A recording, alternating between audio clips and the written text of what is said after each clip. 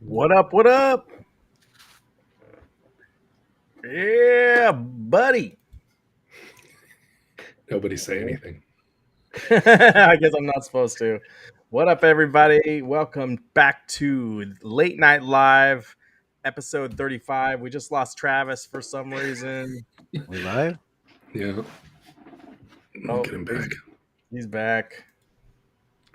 Oh, and yeah, he's got a black. He's a ghost. I know. Can you hear me? Yeah. We can hear you.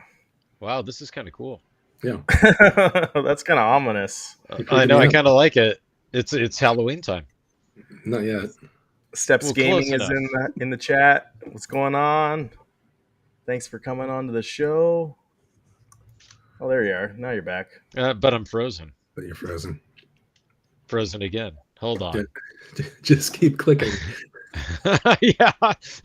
10 frames a second. Yeah. It'll be like Doom and rendered in AI. SNES Doom. Oh, he's gone again. Ace of Jacks Media Grounds. Chris, how are you? This is going to be a fun show. Your brother's here, I'm Alikrian. good. That's good. You keeping tabs on your brother? Can you hear me? I can hear you. Okay. What team is the M hat? It's Mexico. Can you hear me? Yeah. I guess we're good.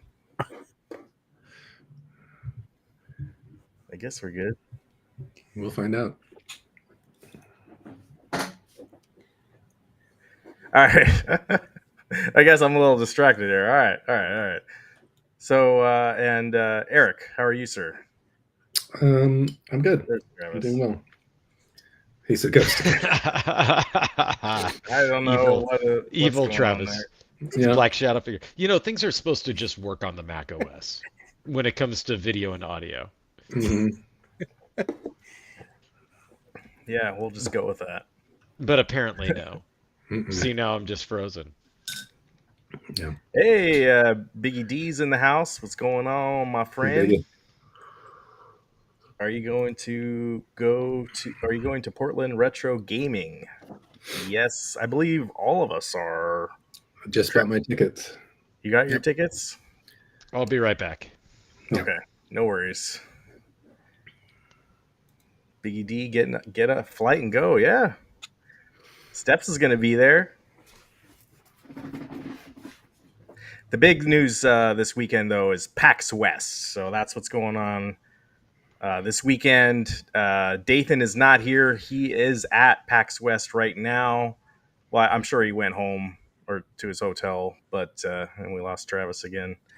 But I'm driving up to Seattle tomorrow morning, so should be go. Oh, there he is.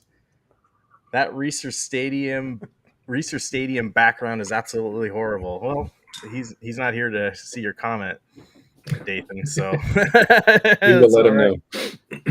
I don't know if you saw, Dathan. There's like if you're buying tickets on StubHub now for Reser Stadium, it shows like their stadium, but it's got like a different background of what's actually there. Like it shows like a big city, Mhm. you know, and it's like, no, Corvallis does not look like that. Yeah, I lived in Corvallis. That's not accurate. Nintendo is at PAX West. Yes, they are. So they're going to be showing some video from the new Zelda game and some other stuff. I know they got Nintendo World Championships too, I think, but we already have that. But Mhm. definitely interested in the new Zelda Echoes of whatever it is. Oh, there he is. There he is. Wisdom. It Echoes was of virtual Wisdom. background. Yeah, Yeah. you're better Well, off about it. We're all lost without you, Dathan. Yep. That'll do it. I'm sorry, Dathan, but the stream agrees with you. It's an awful background. Did you guys play any games last week? Ace of Jacks, Media Grounds, any video games? Chris? He's on like a strong delay, I think. Yes, I did. Are Are you there? Yeah, Yeah, we yeah. can hear you. You're just on the like, delay. delayed. Crypt Custodian. Yep. Should I turn him off? delayed. So Okay. I'm gonna leave real quick and Yeah, come right back. rejoin. All See right. what happens. I mean, I do put the fans in the stands. Yes, you do. Eric, did you play any video games last week? I played one video game last week, which was Link's Awakening DX. Oh, okay. on Right. Switch. On the Switch. So I called in the Nintendo Power helpline, and Chris helped me out and got me out of unstuck from the walrus part. And then I was able to clear dungeons 5 and 6, or maybe just 5, and I'm right at the end of 6. I think that's where I'm at. And there's 2 dungeons left, so I'm pretty close to done with that, which is fun. Nice. Saiyan Spirits, I did get the new Star Wars game, and I'll talk about that when it's my turn here, but yes. So, Glitch Wars. yeah. Travis, did you get to play any more video games last week? Did you play any Uncharted more? 4. Yep. As a matter of fact, right up to when I joined, was playing Uncharted 4. Nice. Really digging it. And yeah, I wish that they had ported. You guys mentioned Uncharted 2, and they did not do a PC port of that one, and have no plans to do 1 through 3. So 4, and then I guess the one that I have after that. I don't know how much of a legit game that is, or if it's just kind of DLC. I don't know.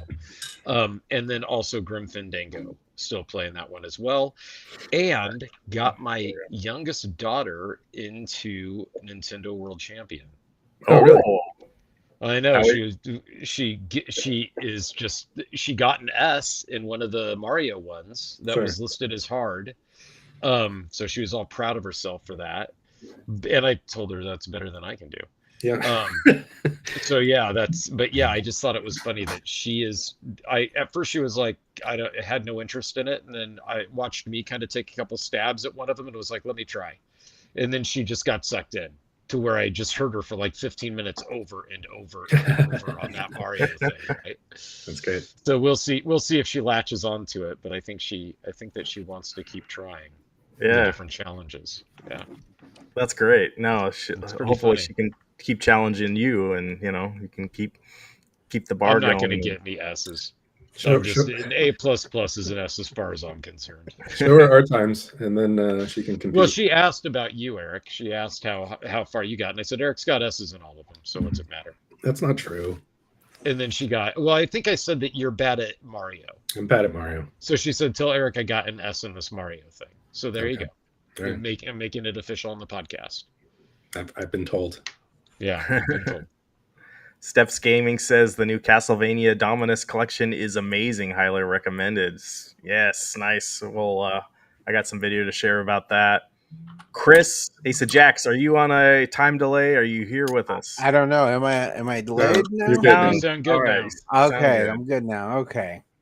So I picked up Crypt Custodian on the Xbox. Nice. It's a fun little platformer action game. Played some more Black Myth Wukong.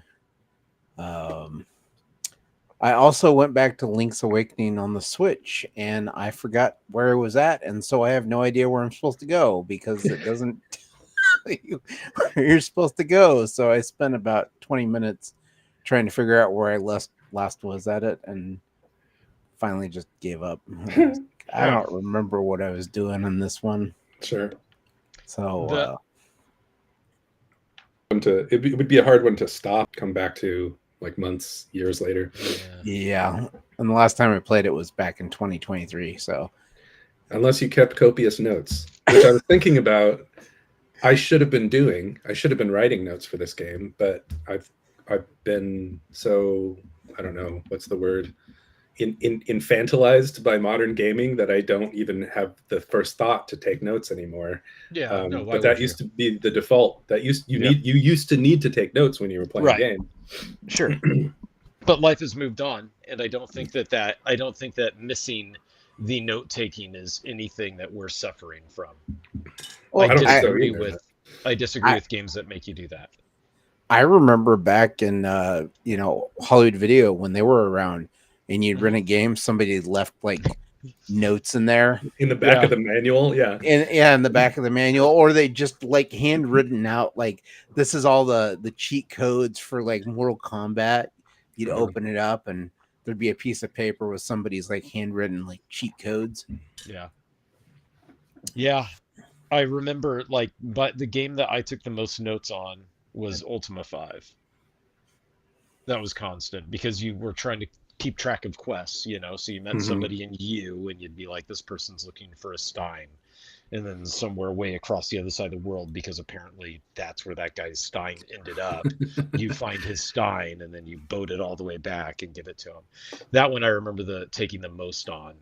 Mhm. But there were, all those games, you take So notes. did it Ultima not give you like a list of the quests that you were on? Mm-mm. No, Really? not at all. No, not at all. And it wouldn't even be like this is a quest. Some guy you'd be talking to, and he'd be like, "Oh, I'm missing this Stein.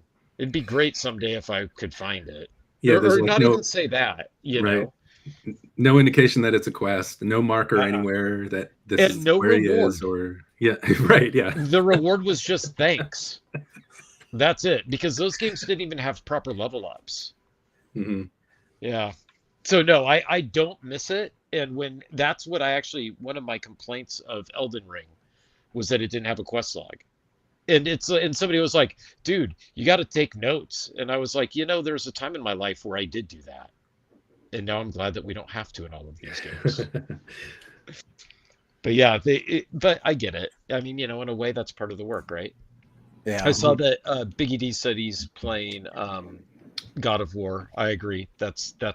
I was late to the party on that because I waited for the PC port, and I agree that that's one of the best games. Well, I connected with that the one. sequel's even better. Yay! I get it in a couple weeks, right? Comes out on Okay. PC in September. Yeah, no, that's why I'm trying to keep these games I hate the fact that I like Uncharted so much that I feel like I'm kind of rushing through it because I'm rushing through it so that I'm wrapped up with it when God of War comes out. Sure.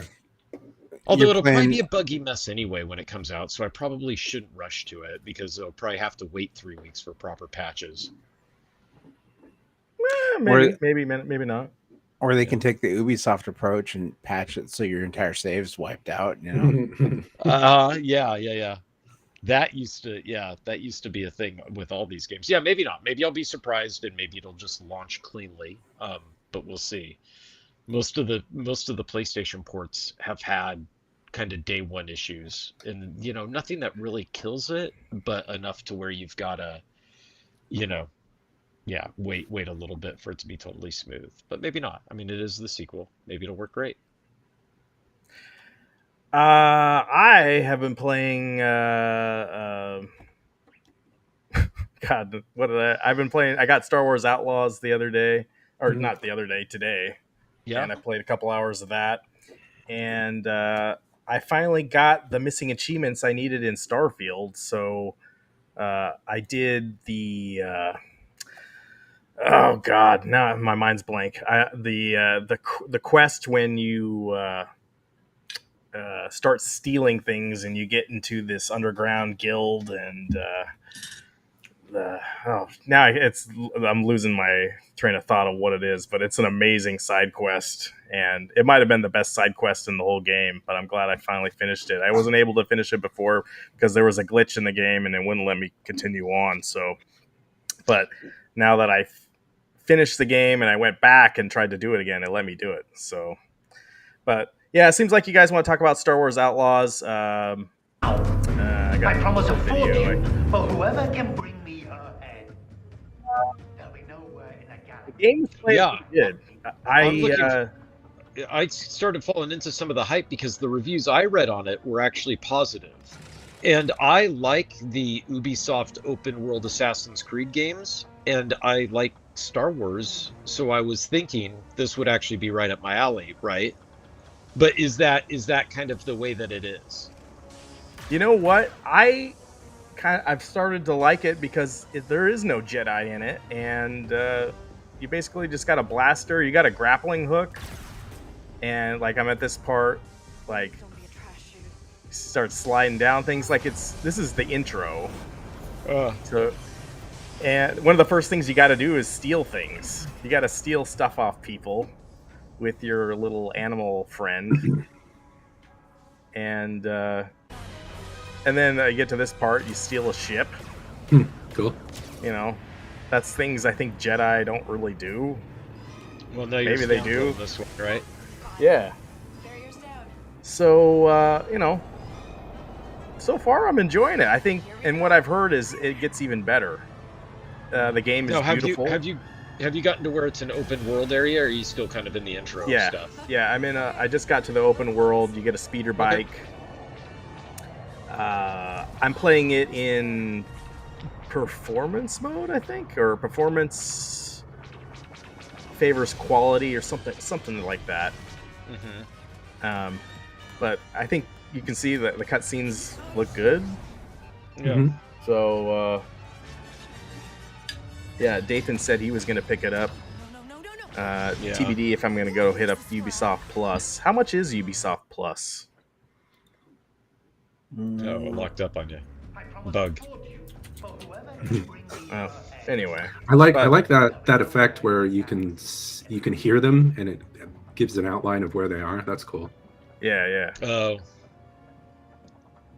But anyway, I'll keep playing it next week, and we'll see how things go, how things shake out. So, the big news of the day, I got to talk about this, you guys. I saw this. They posted this on their Twitter or YouTube. My God. Dangerous mutants have been detected in the area. They're going to announce Uncanny X-Men Stern Pinball next week, you guys. That's cool. Oh That's my really cool. Lord.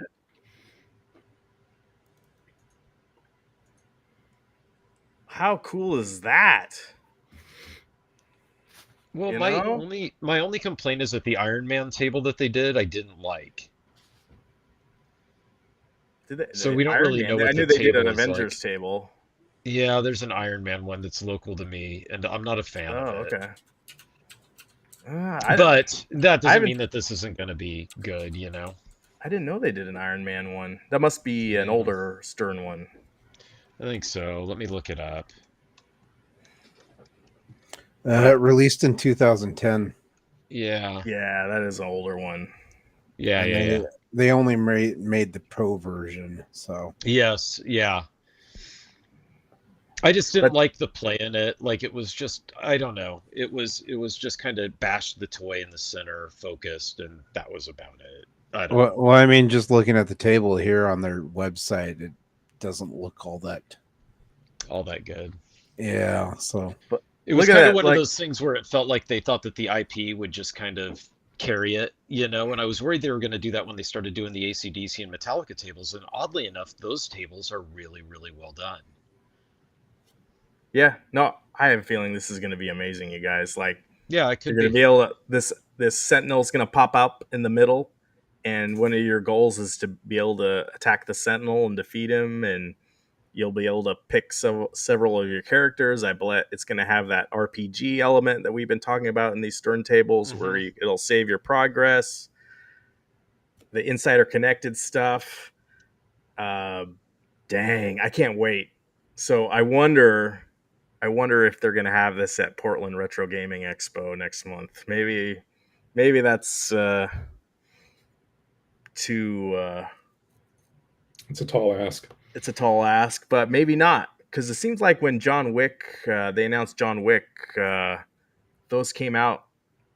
We started seeing them maybe a month later. Yeah. So it might line up. do they have a bit decent pinball presence at that trade show? They do, Or at because that expo? They do. Okay. yeah, Okay. Next Level is the main distributor of Stern in Oregon.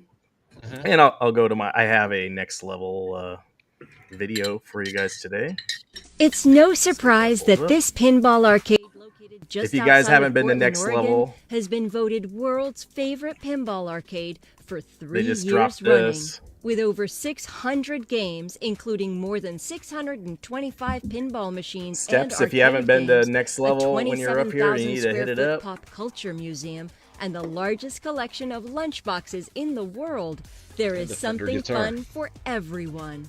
They say that if you wanted to play every game here, it would take about 3.5 days. Yeah. Join us in Hillsboro, Oregon, as we meet the family behind Next Level Pinball Shop. This video and goes into Museum. the owners. Next Level is a 27,000 square foot pop So culture. I think she's the head-to-toe daughter of one of the main memorabilia owners. throughout the whole She facility. seems really young. We've also got 650 games to play.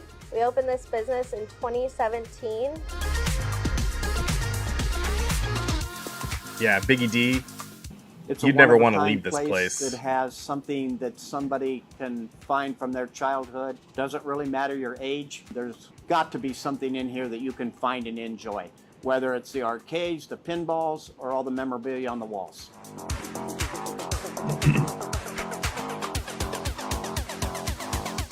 At Next Level, we have tried to bring in all the games that would cater to any age group, whether it be pinballs or arcades, newer stuff, older stuff people can recognize, names that you can recognize. Lots of fun, lots of cranes to play. Oh, I didn't realize they have a Funko collection.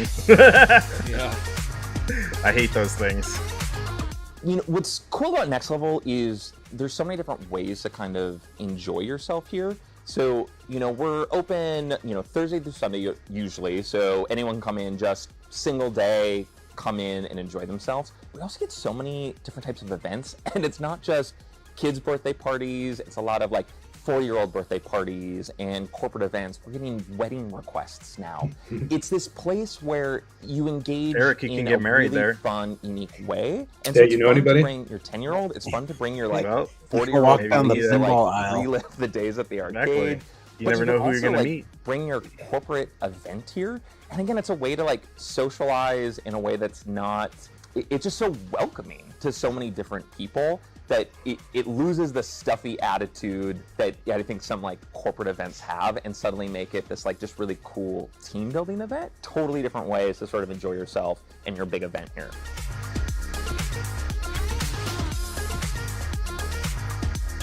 So we want our customers that have been here 50 to 100 times to still be able to come in and find new stuff that they can find, so that it's always changing and a new fun experience for older customers that have been here and the newer customers that it's their first time here.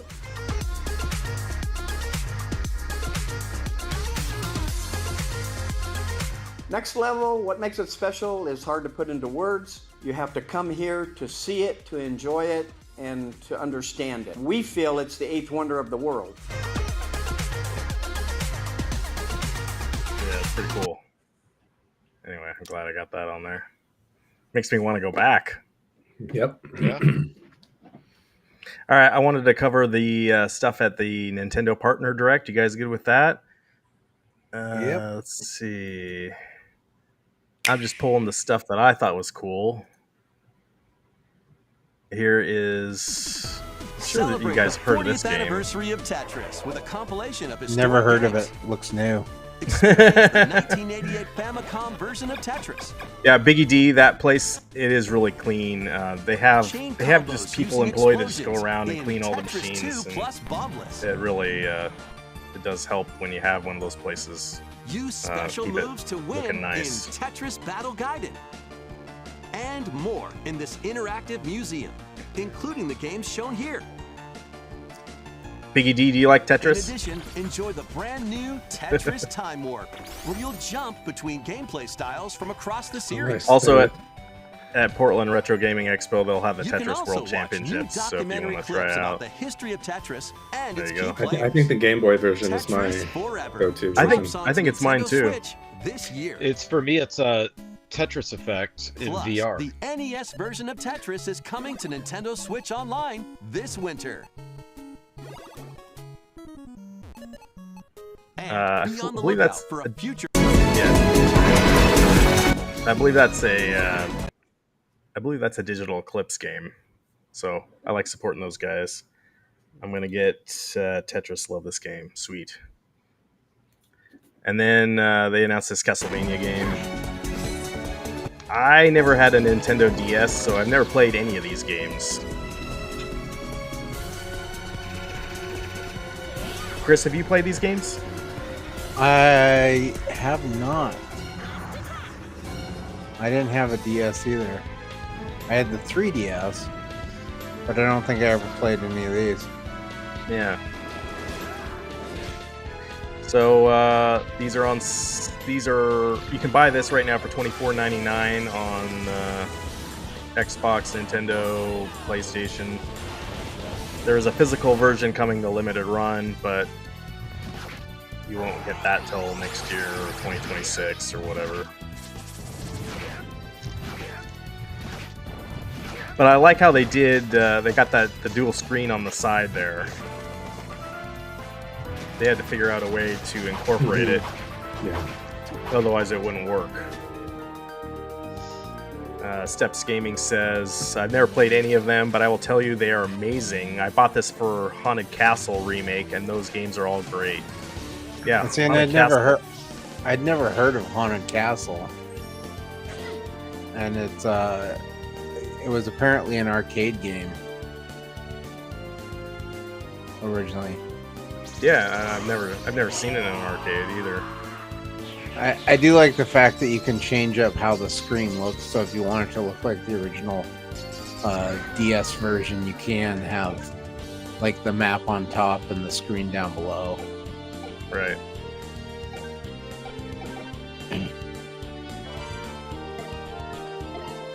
But yeah, I think I'll pick this up eventually.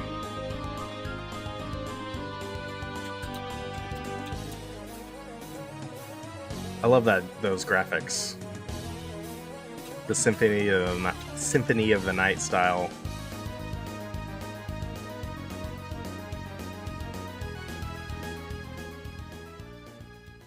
Yeah. Let's see. Next one. Turn down the volume. So,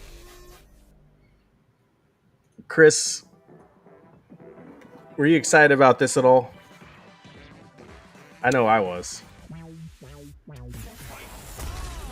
Is this the one with Power Stone? Yes, it is. Yeah, we're bringing back my Dreamcast games. I think most of these games are on Dreamcast. Yeah, it's dope. I love Capcom versus SNK too. I'm pretty sure I remember playing you, dude. And we definitely played Power Stone together. Yep. This is gonna have Power Stone 1 and 2. Amazing games. So much fun. I don't remember ever playing Project Justice. I don't remember Project Justice. I don't think I've played Street Fighter 3 Alpha Upper. I think that was an arcade version. I played Plasma Sword. That was on Dreamcast for sure.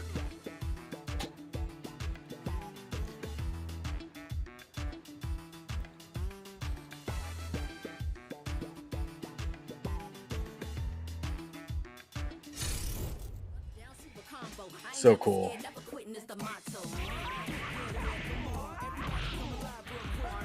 I want to give my Nintendo arcade stick a workout here. It's kind of funny how, you know, they're finally coming out with some of these old retro games now that maybe the Nintendo Switch is nearing the end of its life cycle. But it just shows like, man, it's going to be a great console for a long time now that they've added some of these games. But all of these have online, all of them have rollback, netcode, coming 2025. It's I think Capcom's smart in releasing these as compilation instead of just one game at a time. Oh, they probably could have separated a lot of those in there. Like if they just did a Power Stone collection, I would have bought that. Biggie D asked, "What's a good Nintendo Switch arcade stick?" I have the 8-Bit Do one, and I'm pretty happy with it. But I know there's several for Nintendo Switch. But the 8-Bit Do one, you can swap out the buttons and sticks if you want to. It's not too hard. They announced the release date for the Marvel vs. Capcom Fighting Collection, September 12th. So it's like 2 weeks. Sick.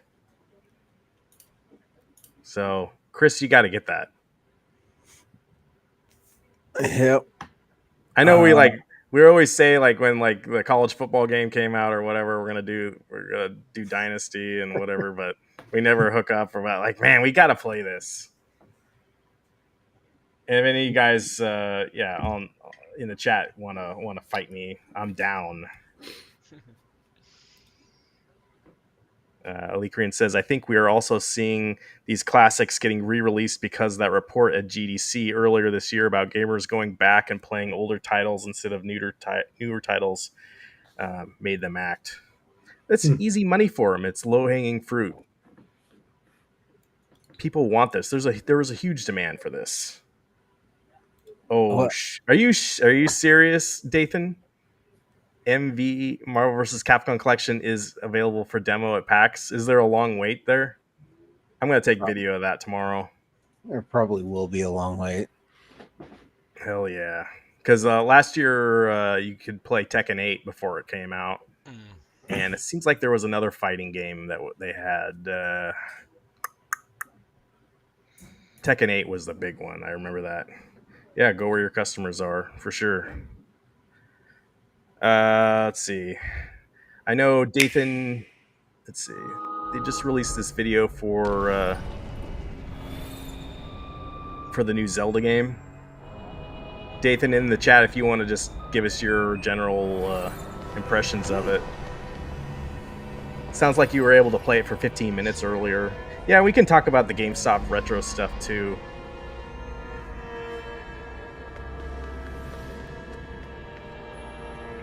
GameStop is turning some of their stores into retro stores. Torn apart by mysterious. Yeah, the market responded well to that. I think their stock is up 8% today. Based on is it really? Yeah. Well, the prices for a lot of these things, because you can go on the website and look. If they get enough of these out there and they actually have the games out there, this is going to really affect a lot of those resellers who are selling games at such high prices, because they've got Suikoden 2 for the original PlayStation. They're selling for $100. Most places online sell it for $250. So it's surprisingly with this, I was kind of expecting GameStop to kind of do some price gouging, but it seems like they're actually possibly this could be a good way to get competition back in the retro game market. Well, someone posted on Twitter yesterday. He says, and I don't know how true this is, but he says he went to a GameStop yesterday and they had repro GBA carts for full price, $40 to $50. And when I said they were fake to the cashier, he said, "I know, they don't let us deny cartridges if they technically work. So I don't buy retro carts from GameStop." So yeah, I'm sure Dathan, if he was here, you would have had something to say about that. But wow, that's wild. If they take fake stuff and they're selling it there, I wouldn't be surprised.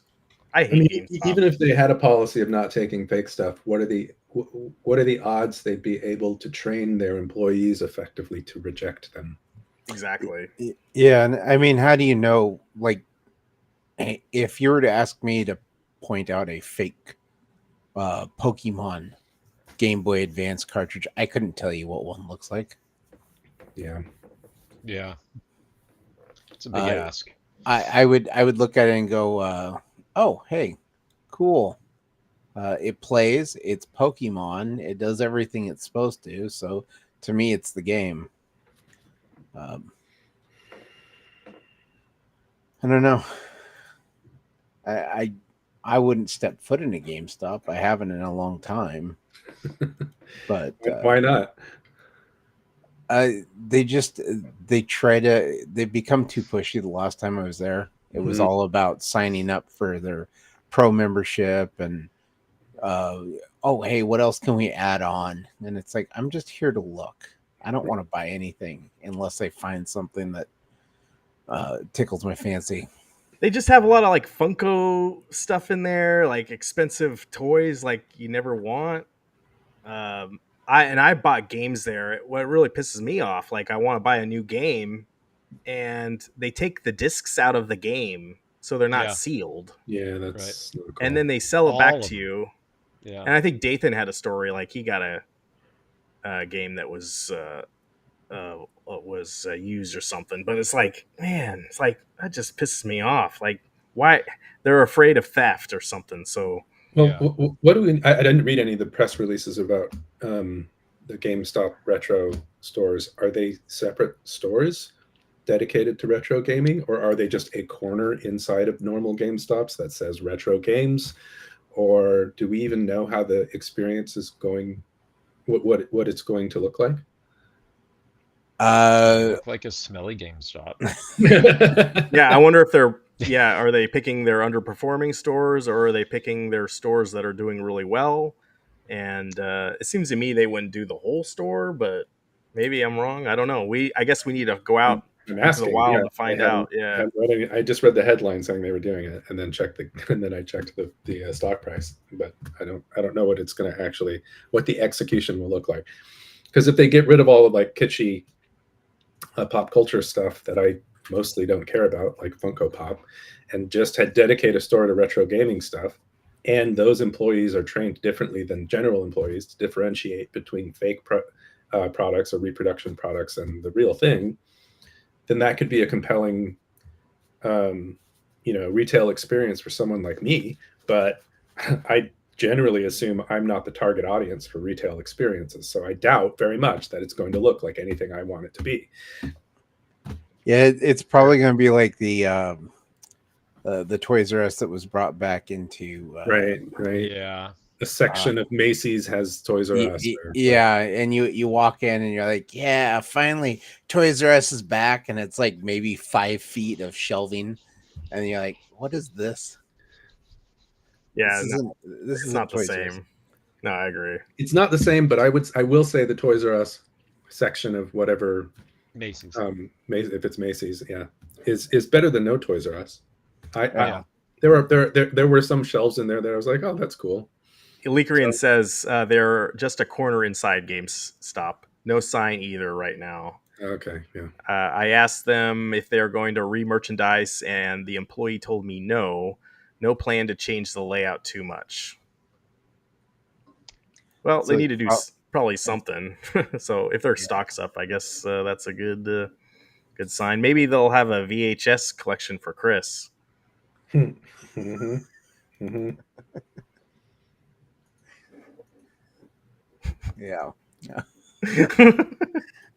So yeah, no, maybe we check it out. We'll see. I'd give it a few months and then see what it's like. It may take them a little bit. But then again, it may end up just being a complete waste of time with their website being the only way you can look and go, oh, these prices are nice, but I'm not buying from a website. Yeah. Because I want to actually see the product. Yeah, right. Especially if it's used. I know we were talking about resellers in our last episode, but it's now we're talking about GameStop being the resellers, and maybe they're actually the dirty ones compared to the individual people that are out reselling, because they have probably a more effect on the price of video games than the individual. That's what Chris was saying. It sounds like they're putting downward pressure on the price, though, rather than upward, which it would be an interesting turn of events and might reveal that there's like a speculative bubble in retro gaming that needs bursting, which would be, on the one hand, it would suck for us because we have all this collection of retro gaming and the value of that would go down. But on the other hand, I think introducing or making it more affordable for the next generation to play these things is important too, Yeah. And like, what do you think they have a large inventory of? Like, I don't feel like GameStop would have like Nintendo carts there. They're going to have like Xbox 360. They're going to have PlayStation 3. Well, I mean, I don't know. It's like, based on their website, they have everything back as far as NES. They don't have Atari. I did see that, Travis. And they don't have all the ETs. No, they just dug them up they out of decided Reno not to do it. Yeah. Said, here, now we can start our retro collection. Right. Well, and part of that article down back in 2015, 2016, they actually were still taking in stuff as far back as the original NES. Yeah, it doesn't surprise me. For trade. So they might have, might have a big inventory that has just been sitting somewhere. They've got like Indiana Jones warehouse where like the Lost Ark is like just hidden, and they're just gonna bring it out. Belongs in a museum. Well, and that's what the article said, was that they were shipping, all the stores were told to ship all that retro gaming stuff back to the warehouse, and then it was online. You could buy online from them, but now they're putting it back in the stores. So that would be amazing if they had like Super Nintendo, if they had all this old stuff in the original box, like unopened, sealed. I doubt it'll be that way. No, but you know what I mean. Not, like, but they might have. They may have never liquidated all of the old stock they had. They may have just never gotten around to it. Brand new N64s. Well, that stuff probably. They probably chucked that in the trash. Yeah, or like what did Electronics Boutique have when they bought all that stuff, right? Yeah, yeah. They probably had some stuff. So there may be. I mean, usually a company would try to liquidate all of that stuff and get it off the books so that it's not just inventory sitting there, because it costs money. What about like old big box PC games? That would be awesome too. Like, I can remember going into like those stores and they'd have a ton of those stuff. Like they had a whole wall of big box PC games back in the day. Those are harder to sell. Yeah. Those are harder to move because people don't generally have setups at home that will play them. Yeah, totally. Yeah. You have to go way out of your way to set something up that'll play those old PC games. Whereas, I know a lot of people with a Nintendo 64 still, and so it's plug and play for them. Right. Yeah. I don't know. It's interesting. We'll see. I have a feeling it'll just be a little teeny corner of the smelly GameStop, and when nobody goes, they'll just shut it down right after Christmas. Yeah, I'm waiting to be underwhelmed, but we'll see. Yeah. You're gonna have to walk past the underwear selection that they have there. Of Do they have that now? They have the Funko section, right? I'm sure they probably do, like your gaming underwear for when you want a game. You can Chris, put on your. Chris, do you remember when we went to that GameStop in the mall right after the swap meet in Portland? And like we were commenting at the time that it was all like young kids in there. Oh yeah. And you know, all the old people like us were at the swap meet, but like the younger generation was actually going into GameStop. Yeah, they hang but out like, there. you know, maybe they realize that we're the demographic that has some money and we can spend some, and you know, maybe that's a target they're trying to go after with that. Yeah, who knows? I guess only time will tell whether or not this is a good move for GameStop or not. Yeah, they might be on their last legs.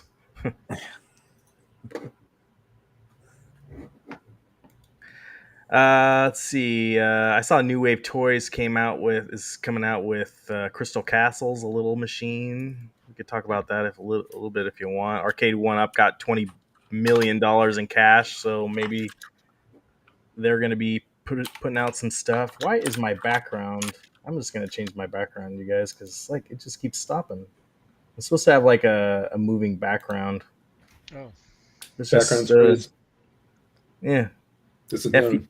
FU restream. There we go. That looks good. But yeah, PAX should be cool tomorrow. Hopefully Dathan wants to hit me up, and get a beer there. And curious all the cool stuff.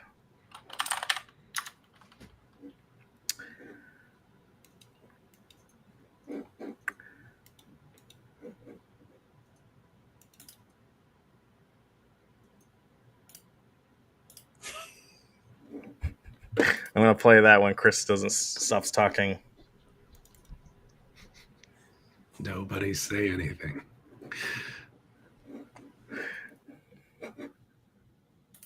Hello? Yeah, we got you. All good. Oh, there's Dathan. Dang. All these issues because I'm not there. I thought I just heard your voice. So, what's your plan for Portland Retro Gaming Expo?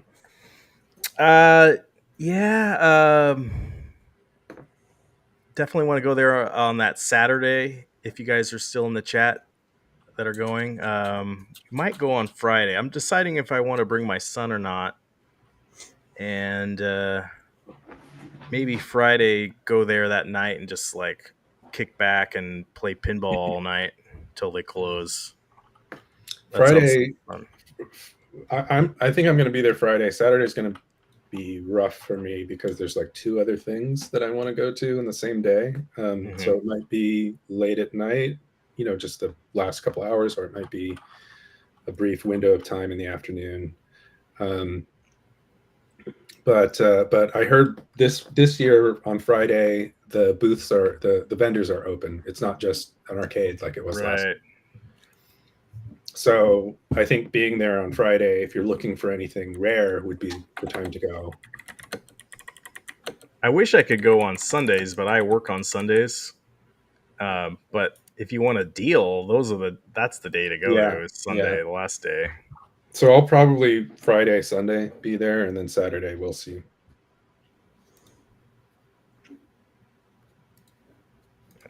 Let's see. Can you guys see that? Yep. Oh, maybe I turn off the chat. Can I make it bigger? No, maybe not. Did they? Have they released the schedule yet? No. More details to be announced soon. Please check back frequently and watch for announcements on social media. Interesting.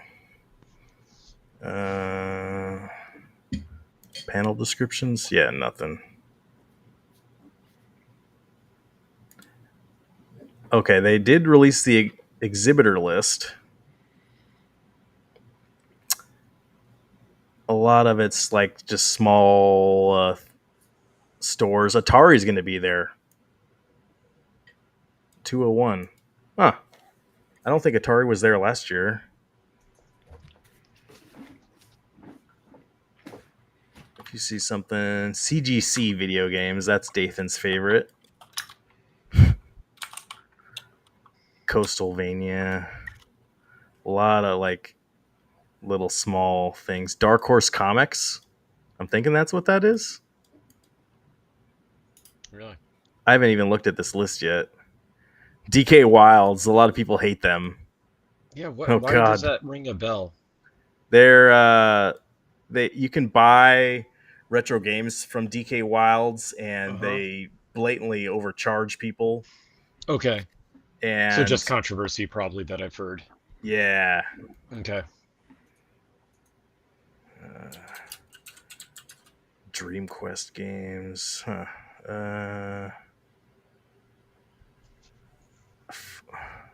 Some Final Fantasy Files podcast. GameCube. Geek Girl for Chris. Grandpa's Prince. Halo Collector.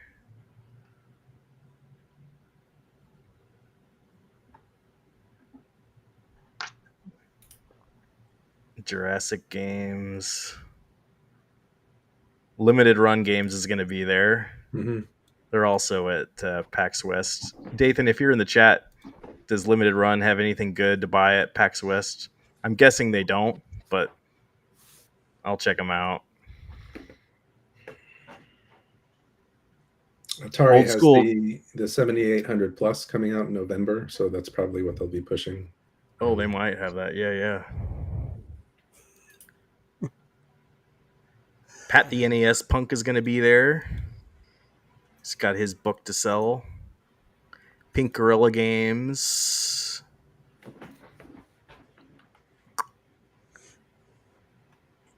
I was trying to see if Wormwood Gaming Tables was going to be there this year. Mm-hmm. And they're not on the list, at least. But Dathan got his table at PAX West last year, so I wonder if they're at PAX. Quarter Arcades by Numbskull is going to be there, you guys. So that's really cool. What do they do? They have they're like New Wave toys, but they're you can buy like the little quarter scale arcades. I've got the Polybius, but they make those in the UK. So they're from good old England. They're coming over. Wild Bill Soda is going to be there again. Oh, do you have your cup? My cup is now used for my Traeger. Well, you might have to buy a new cup.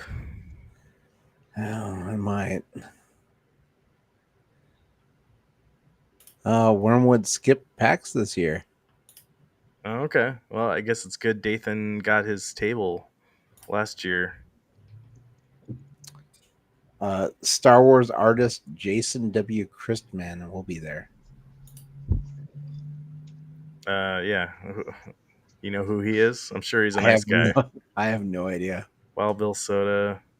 Yeah, and then TBA. To be announced is going to be at 7:02. All right. I'm excited for that one.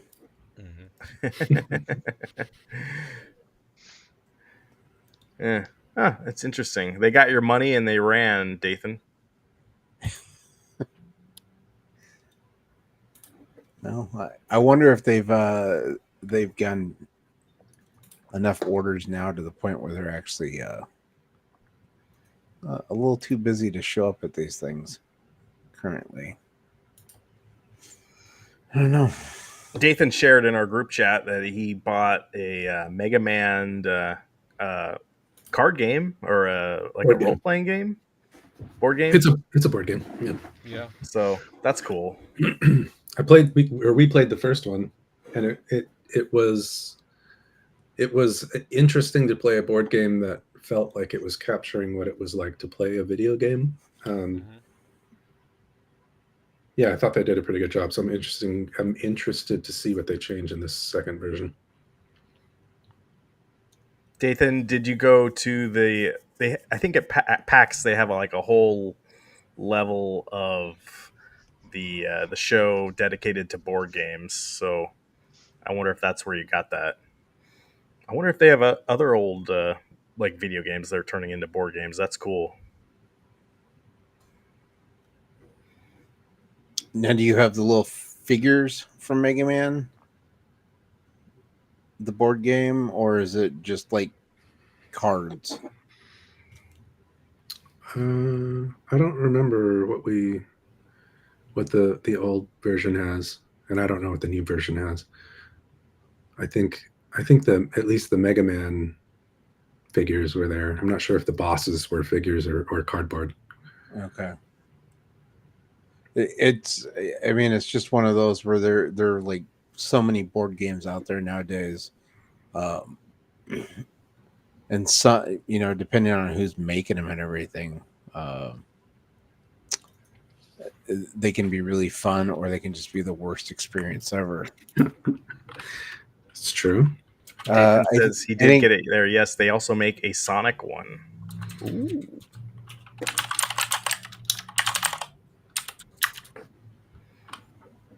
Speaking of Sonic, did you guys see there is a Sonic the Hedgehog 3 trailer out?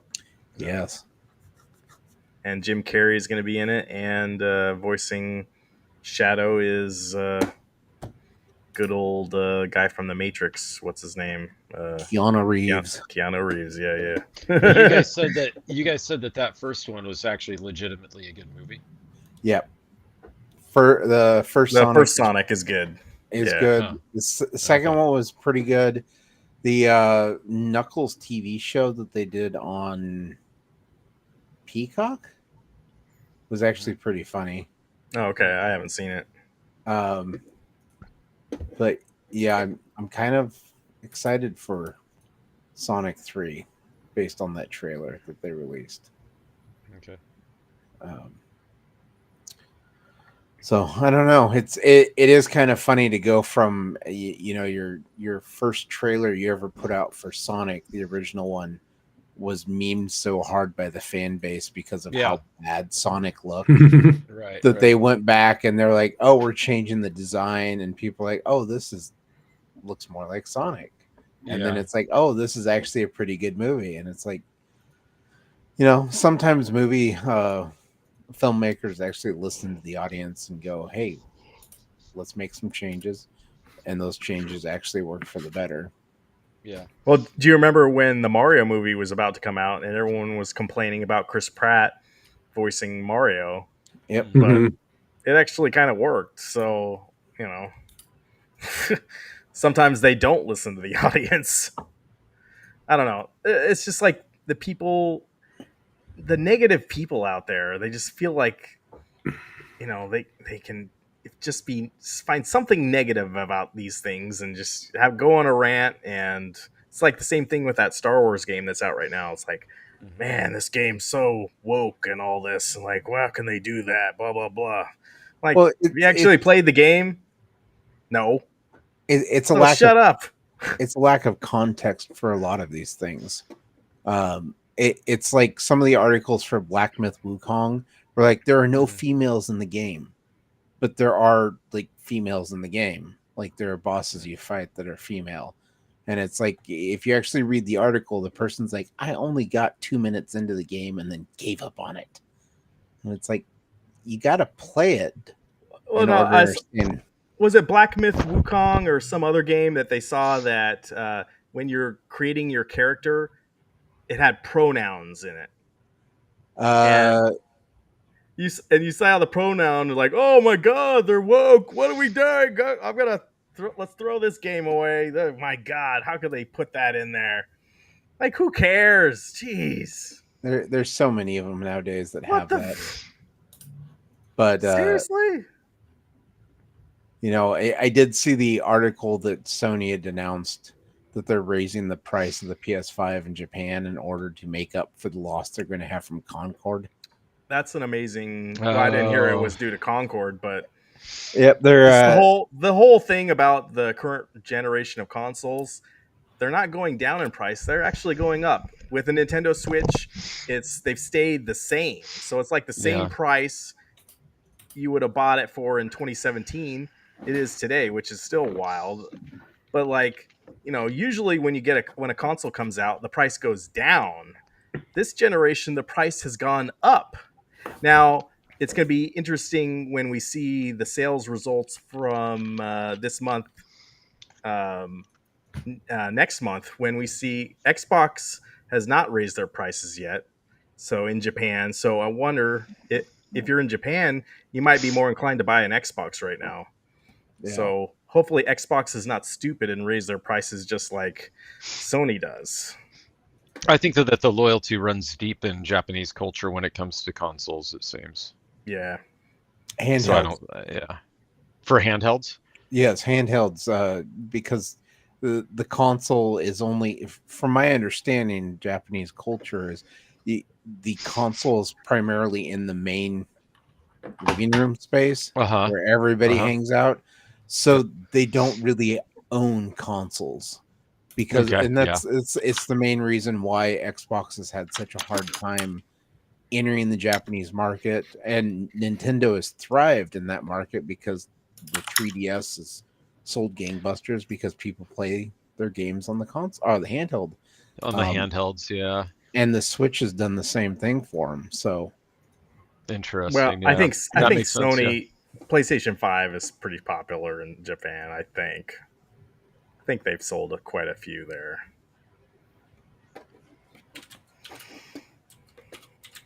But yeah, Dathan wants to talk about the new popcorn bucket at AMC. Yeah, it looked pretty cool. I didn't realize there was like a Batman movie out. I didn't either. Yeah, so I guess it's like the animated show or something. Oh, Eric? I don't know that there's a movie out. I know that there's a new animated series. Speaking of woke, people are upset because they changed the Penguin to a female. And oh, I didn't hear that. Oh God. Yeah, Penguin's female in the new version of Batman. And I think it's on HBO only or something, or Amazon Prime, or I don't know. It's exclusive to a platform that I don't know. That's Bruce Timm, I believe. That sounds right. Who did the Batman animated series? It looks a lot like it's harkening back to Batman the animated series from the 90s, early 90s, and so it looks cool. I want to see it, but regardless of how woke it may or may not be. Right. See, yeah. The complaint I'd heard about it was that Batman uses a gun and shoots. Oh. Like Also the villains in this one, and so I hadn't seen that in the trailers at least, but I haven't seen that in the trailers either. Only supposed to use little toys. So the AMC popcorn bucket Batman is actually to celebrate 85 years of Batman. Oh, okay. So it has nothing to do with TV show or movie or anything. It's just a celebration of he's old Batman. Yeah. And then apparently they're going to have a special preview of the Penguin series that will be on Max. Oh, right. With Colin. Yeah. Yeah, Colin I have no interest in seeing that whatsoever because Batman's not in it. Are you guys like that? And the same thing, like I haven't seen the other Joker movies or whatever, but like Batman's not in it. Like, I don't know. Like, I think it depends on the media. It depends on who they're focusing on. Like Pennyworth. I had no interest in watching Pennyworth, even though Bruce Wayne is in that. But I'm not particularly interested in watching it. Well, and it wasn't that one supposed to be like a backstory on Alfred? Right. Yeah. And it's like, you That's a know, backstory nobody needed. My understanding is not very many people were interested in watching that series because It's very strange. It's How'd that one like- even pass like the corporate meeting? Yeah, do they do focus groups and like, all right, what Batman character villain are you most interested in seeing? Like Pennyworth, the Harley Quinn, Poison Ivy, Joker, Penguin, who which one? Oh, that's we the one right want there. to we want to Yeah. see the kid from Christian Bale's Batman Begins. You know, the one that's sitting on the outside, and he kind of sees Batman for a second. You know, the one that was, do his backstory. yeah, we want Yeah. his backstory. Like, does he grow up to be a villain? We don't know. They haven't Yeah. given enough character development to him, so Well, they Batman's got Paperboy. Yeah, maybe it's they got a good actor and like Colin Firth or whatever, and Yeah. all right, what villain do you think he could play? Like he's under contract. Let's make a show about. He wants to do Batman. Let's put him in a Batman show. But we don't have to cast Batman. We're just gonna do it like that. Colin Farrell, but yeah, he's Colin good. Farrell, yeah, whatever his name is. Yeah, I think it'd be better with Will Ferrell. Will Ferrell. Oh yeah, that'd be really good. I should like Colin Farrell as the Penguin in the Batman. I thought he was an interesting take on the character. I'd be fine giving the show a shot if I had Max, which I don't know that I don't think I do. So yeah, I mean that's the whole thing. Is I thought he was actually really good in that role, and so I want to sit down and watch the TV show just to see what it's like. Yeah. Is it going to be one of those where it like builds up to how he gets his monocle and becomes like the Penguin, or are they going to go a different route with it? I mean, who really knows what they're going to do? But Does Danny DeVito have a cameo? Uh-huh. No, be he's too busy hidden away in a couch. You know. You're talking about the vice presidential candidate right there. Oh, sorry. We won't go there. All right. I was also gonna bring up when I went and saw The Crew this week, they had a trigger. You saw warning. Yeah, I saw it. You were one of three? They had a trigger warning sign for Blink Twice, which is Zoe Kravitz's new movie. And it's the first trigger warning sign I've seen from a studio for a movie, because apparently it deals with Channing Tatum is a CEO of a company, and he brings these girls to his island, and then there's supposed to be like sexual abuse in the movie and everything. So they had a trigger warning, but it made me think, where was the trigger warning for Deadpool? Well, yeah. Or The Incredibles 2, when that one first came out, it had strobing light sequence in the movie. And it wasn't until a couple days later that the theaters put up signs saying trigger warnings, this is causing seizures and people. And it's like, whose responsibility at what point do you tell the studio? Because video games have for quite some time had warnings in their games. Like this game has flashing lights that can cause seizures. And so is it the theater's responsibility to make sure everybody's aware of this, even though they haven't seen the movie first, or should the studios be putting out? Well, it all depends. Like if you're an individual and you can file a lawsuit against the studio for causing you to have a stroke or something, might as well, if you're the studio, cover your ass. Yeah. But as far as I'm concerned, like if you have the ability to sue a studio if you think they did you harm, even though you bought a ticket, go right ahead. It's like those people that got stuck on that ride at Oaks Park amusement park, and they got stuck in the roller coaster that stuck them upside down for like an hour or whatever. And they interviewed the girl and said she had emotional distress after she got off, and she's suing the park. Like, get where you can, whatever. Just don't sign up for Disney Plus first beforehand, because wait. So this means, how many years has this been? 95. What's the statute of limitations on this? Do you think? Good question. Because I think I'm going after MGM UA for Tank Girl that I sat through. Oh God. Yeah. They owe me something for that. Yeah. That months I see as a rat man is pretty scarring. So it's not just that, it's the entire thing. Yeah. That's a good topic. Like, what's the worst movie you ever saw in the theater? Tank Girl. Well, I don't know if so that's a prickly one, because I worked in the theater. Yeah. So I would go see like anything, right? You know what I mean? I can tell you what the most surprising movie I saw in the theater was. Like, because that I remember being shocked that I liked it. And that was Billy Madison. I showed up to work early, and I was like, I'm here on accident 2 hours early, and I had nothing to do. And then I was like, what is that stupid movie everybody's going to? And I went to go watch. I sat there, and I didn't even know what to expect, and I ended up laughing the entire way through, and being embarrassed I was laughing. Yeah, right. Like, it just worked. And then I got out and went to work, and I was like, what was that?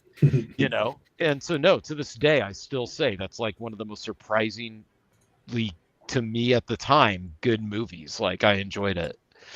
So yeah. Did you watch Ben Affleck and Jennifer Lopez in Geely? No, I didn't see that. I do remember. I was like, that's a really bad one. Did you see Summersby? No. So Summersby was this movie, I think, with Richard Gere and Jodie Foster. And this girl asked me if I would take her. So, of course, you take her. Oh, it was a date.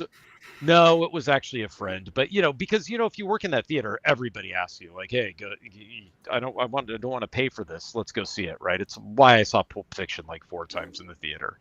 Yeah. And so I take her to go see this movie. Nobody liked it but me.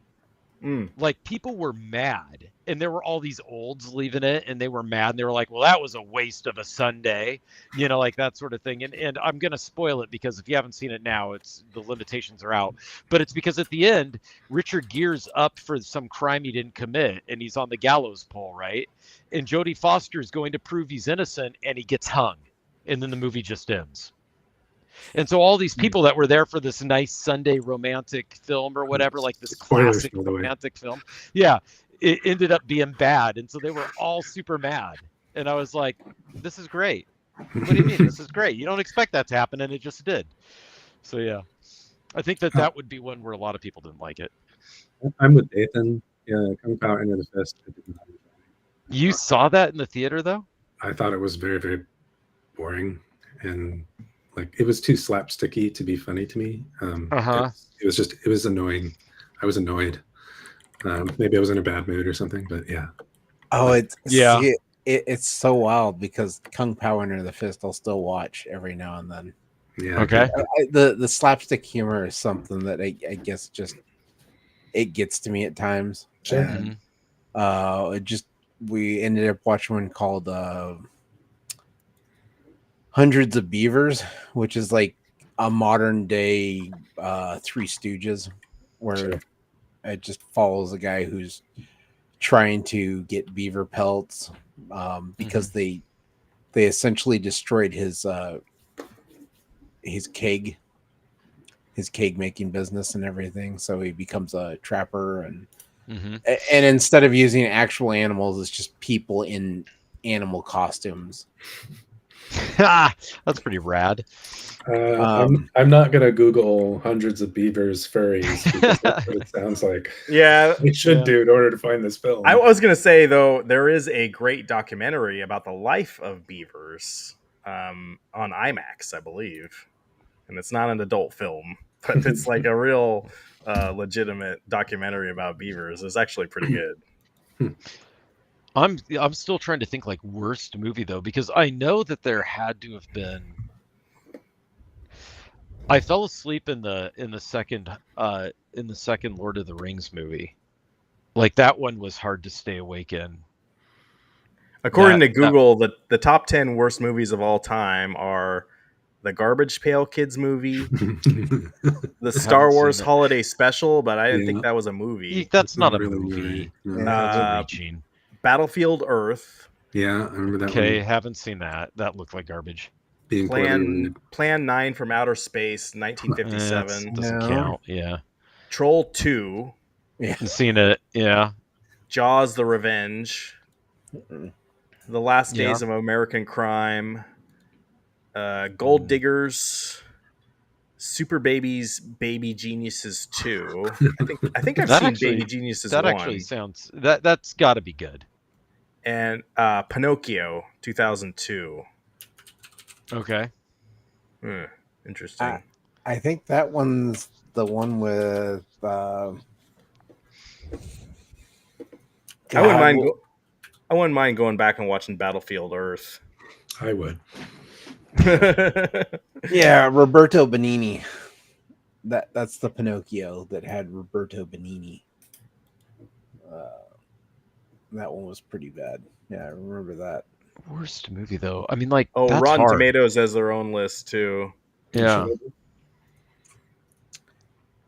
But you qualified it though that you sat in the theater and watched it. That's its own game. You know what I mean? Yeah, because right. The other thing too is like I was thinking back to a lot of the dates that I went on where the girl picked the movie, and there was like I think Notting Hill was one that I went to. Like there were some like Hugh Grant movies and stuff that Forces of Nature, things like that you'd go see because you're on a date. They don't really count as worst movies. I may have been bored, but they weren't like that. Like I don't know. It wasn't that bad. Oh, do you guys remember Problem Child, 1990? Yeah, that rings a bell. With John Ritter. Yeah. You're talking about Gilbert Gottfried. In 2001, I had 3 different girls I went on dates with, and each one of them wanted to see Save the Last Dance. Oh, I've not seen that. I made it out without it. I saw that movie 3 times in the theater, and Ouch, the bro. time I walked out, I was like, "Yep, I'm never seeing you again." Yeah. In 2001, I think I was in a semi-long-term relationship. Although maybe that was when I had met my wife. So I hope she doesn't hear. But at that point though, that's when you could say like no to these movies. Like, no, why don't you see it with your friends and get out of them? You know. Highlander 2, The Quickening. I don't think that qualifies as the worst movie. It's not good, but it's not the worst movie. I think not the worst. Canonically, in my family, growing up, the worst movie we saw in the theater was a movie called Deep Blue. And the reason it was, and maybe it's a good movie. It might even be a good movie. Maybe it's a fine movie, but the reason we hated it going to it is the trailer sold you on, oh, there's some deep, mysterious, like supernatural thing happening in this film, and then you go and you see the film, and it's just people who know how to dive, like free dive well, and there's nothing mysterious or and so we were like, oh, there's like aliens or something in this movie, and then we went there, and it's like, oh, it's just people who know how to dive good, and we were pissed. So we hated it because we felt like the trailer kind of sold us a bill of goods we didn't receive. But maybe it's a good movie even, or a decent movie, but we my brother and I, we hate it. Well, that's a whole nother discussion though, as to when have you been fooled by a trailer and a movie's been something completely opposite of what you expected to see when you went in. Sure. Apparently the new Winnie the Pooh movie, Blood and Honey. I'm sure that's awful, yeah. It's gotten really bad reviews. I would say Godzilla with Bryan Cranston.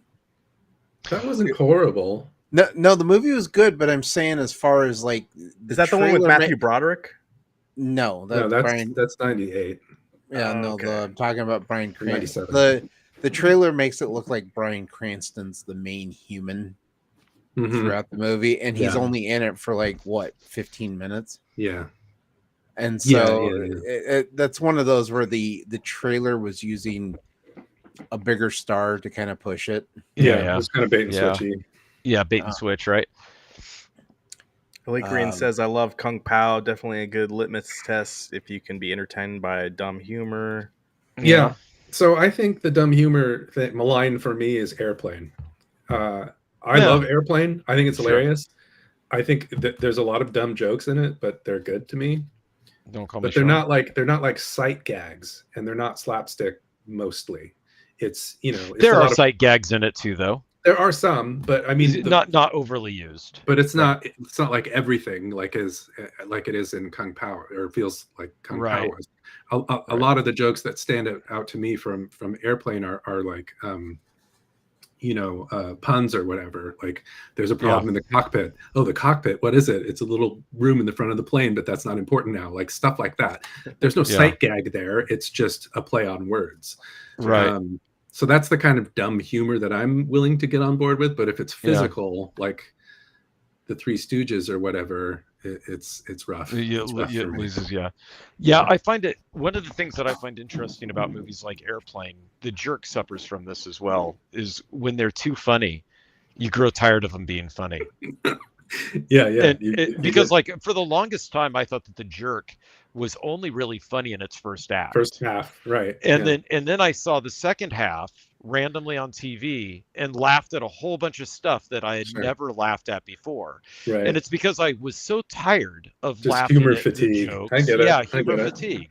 Right. It to where you miss out on all of the funniness of the second half because of it. Airplane suffers from that same thing to me. And it's not that it's telling the same joke. It's just that you get tired. It wears out its welcome a bit. Sure. Right. Yeah. Well, that was also one of those that was a great parody movie. Yeah. And we lost those after the Scary Movies came out, and then they started doing what was the name of the guys?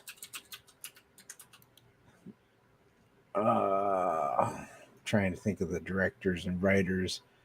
The Wayans brothers? No, it was Scary Movie 4, I think, is where they started with the two guys who claimed to be they're making things like Meet the Spartans. And it just like they weren't actually parody movies. All they were doing was taking the one-liners from the movies that they were trying to parody, and they threw them in. So it was okay. They weren't funny in any way. Yeah. Right. Right. What's that? I think the technical term is intertextuality, when you refer to another body of text in your own body of text. Yeah. And it seems like modern media has suffered a lot from that. Like, hey, let's just mention some other property in our property, and people will be like, oh, I recognize that, and then that will make them feel good, as opposed to just writing a good story. They just reference other stories. It was Jason Friedberg and Aaron Seltzer were the two guys who did it, but they took and kind of ruined the parody genre with all their garbage. But they put out like 8 movies that people paid money to see, and I'm just like, I don't get it. I would say for me the worst movie I saw in theaters was Cats. Oh, well, that's on you. Yeah. Yeah. You should have known better. I expected it to be bad. I just didn't expect it to be a time suck. You expected more cat buttholes, and you didn't get them, and you wanted your money back. I didn't get my butthole edition, Oh, I'm gonna have to clip that. Yeah. Clue is great, though. I haven't seen it, but I've heard from many people Clue that is it was brilliant. good. Well, like forget about how brilliant the home watching of Clue is, which it is, but the fact that they had 3 or 4 different endings that they released to different theaters, so that when people got together to talk about the film, they could be talking about entirely different endings. Right. That is a hilarious troll. That's so great. Hey, Say in Spirits, he says the worst movie should have said was Twilight, Chris, that was not his worst movie. That he They enjoyed can't that be movie. that bad. That's They why can't he be didn't that bring it bad. up. He enjoyed that movie. I didn't see that one in the And theater. you didn't see it in theaters either. Yeah, we're We have talking Oh, guardrails okay, on this. sure. Yeah. theater No, movies. we have You we have got rails off the on hook this. with that one. But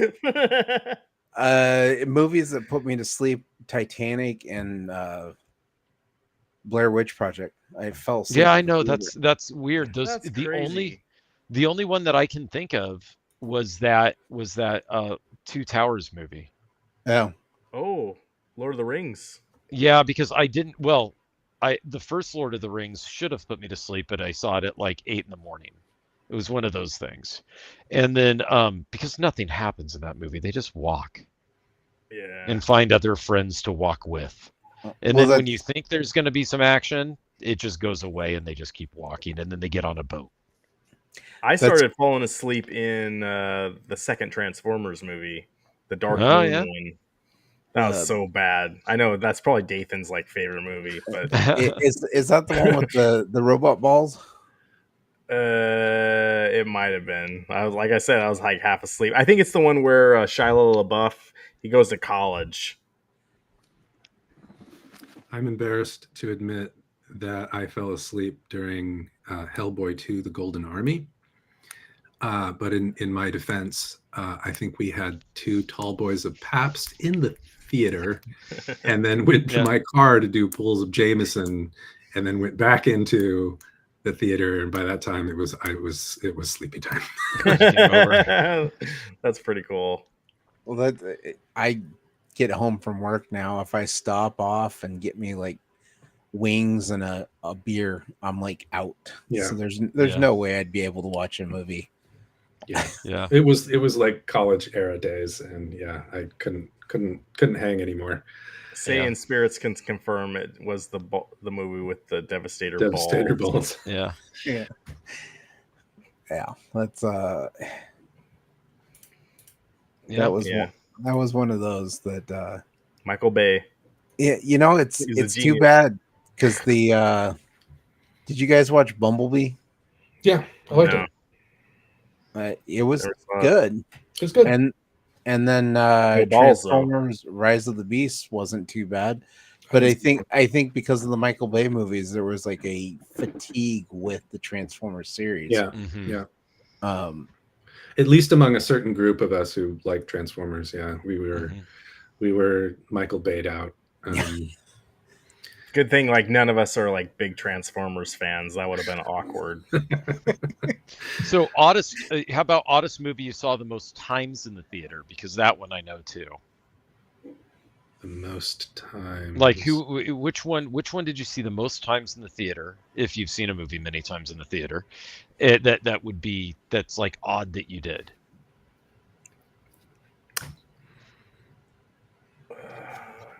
Because here's my example: Seven with Brad Pitt. Mm-hmm. I saw it, I think, 3 or 4 times in the theater. Twice I could understand because there's stuff. No, it's because the same thing. People kept wanting to see it because that was one of those movies where it was quiet. I saw it on my own. Mhm. And then people said, "Hey, what'd you think of that?" And I was like, "It was good." Then all of a sudden, somebody was like, "Well, if it was good, will you take me?" And I was like, "Yeah, sure, okay, I'll take you." So I took one other person, and then 2 weeks later, it exploded like the word of mouth did. And so then it was like, "Hey, take me to go see this movie," sort of thing, so I could get them in for free. And then I was like, "Okay, whatever, I'll go take you." And yeah, I sat through it, and I remember on the 4th time, I was like, "Why am I sitting through this again? This is not healthy." Like it just didn't feel healthy at that point. Yeah, Because the movie yeah. was pretty gross, right? It's pretty gruesome. Yeah, the first time it was an interesting watch. But the second time I was like, yeah, I feel gross watching this. Yeah. I need to limit my intake of this film. Yeah, but by the 4th, I was like, I don't care if anybody. I think somebody did ask me if I'd take him, and I was like, I will just sneak you in. Just go to the front desk, and I'll just let you in. I'm not watching it again. So yeah, that was the weirdest one that I had seen multiple times in the theater. And I've seen quite a few multiple times, actually, because of that. Sure. I remember seeing Star Trek Insurrection 3 times. 3 times. That's like 2 times too many, I want to say. Yeah, I'm pretty sure I had a date for one of them, and I took one. I took it my dad, but like I probably didn't. Yeah, it was just worth one showing. I think I saw Napoleon Dynamite. Oh yeah. Teen Spirit says Napoleon So- Dynamite. I think I saw the Austin Powers movie maybe more than once. That's a fun Okay. movie. Yeah, that was a good one. Yeah. Now Napoleon Dynamite I did see multiple times, but that one I give a break because the first time I saw it at a normal theater, then it did the beer run theater run. Like it was at like the McMinimans places. Oh, and cool. so then I would go see a movie like that there, you know. Cyan, true story. The John Heder, the star of Napoleon Dynamite, went to the high school that Ryan and Chris and I graduated from. Yeah, that's He was crazy. he was a year ahead of us. And Chris, tell him your yearbook story. I got him to send me a yearbook at Comic Con a few years back. Oh, nice. That's great. Did you? Yeah. So it's like, wait, I could have had him sign it back in high school. Yeah, but so this instead, yeah. instead, I'll pay the guy to do it now. That's Did you hilarious. tell him to write something about how you were great, how he had great times with you in the hallway or something like that? No. Make it like you're signing it back in. Yeah, what back did in he the day. write? I don't remember. I'll have to find my yearbook. That's really funny though. That's a good like hook. I've That's got a Your yearbook. tots. Yeah, I've got that one. Well, and his dad's doctor's office is just up the hill from where my parents live. Sure. Yeah, that makes sense. So, I would say Rocky Horror Picture Show was probably the one I've seen. the Oh, most times. yeah. And the reason it's kind of weird is because I was going to the midnight ones where The people Clinton dressed Street up. Theater? Yeah. But I never Did you dressed dress up up? for him. I never dressed didn't? up for him. No. I So don't it's think like that's weird. I think your normal like Carhartt shirt that probably people thought you were dressing up. Like I thought that was like drag or whatever. I enjoy the movie, but I never dressed up for it. And so it was like, why do I keep going back to the theater to watch this movie Yeah. when I'm not dressing up like everyone else? Yeah, do it, Sam. Cool. Yeah. That's really cool. He will not remember me. I think I had Spanish class with his brother, his twin brother Daniel, but I never had a class with John. Yeah. Anyway, the show's been on for an hour and 30 minutes. I'm gonna try to go to bed because Yeah, you got an early morning. I'm gonna wake Oh, up yeah. at 5 a.m. and drive to Seattle. But good show tonight, guys. Talking Yeah. movies, talking video games. I'm gonna Heck try yeah. to meet up with Dathan tomorrow and hopefully have some good times up in Seattle. And you guys out there, give this video a like. Consider subscribing to Ace of Jacks and me. And any other final thoughts, you guys? I was going to ask, I kind of stole this from a conversation I saw earlier on social media or whatnot, but Dathan's not here and I thought that it would be best if he was. But what would be the biggest like nerd purchase regret that you have? Ooh. Yeah, so think about that. Okay. We can talk about it next week. Yeah. Sure. Yeah, No. I figure that Dathan's going to be able to trump anybody probably on that.